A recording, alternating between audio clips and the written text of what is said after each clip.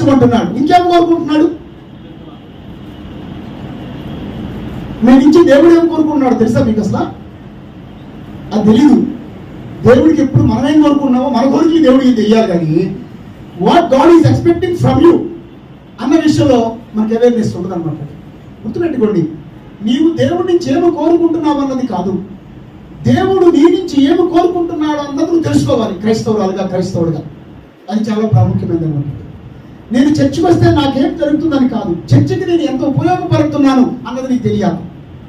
దేవుడిని ఎంత ఉపయోగించుకుంటున్నాను అంటాం కాదు, దేవుడికి ఎంత ఉపయోగపడుతున్నాను నా జీవితం ద్వారా నేను ఎంత ఆత్మతృప్తి చెందుతున్నాను, ఎంత ఆశ్రయించబడుతున్నాను అని కాదు.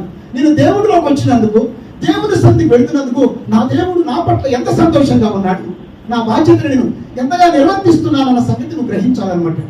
ఎందుకంటే ఫిలిష్తీయులు భుజాల మీద తీసుకువెళ్ళలేదు, దేని మీద తీసుకెళ్ళి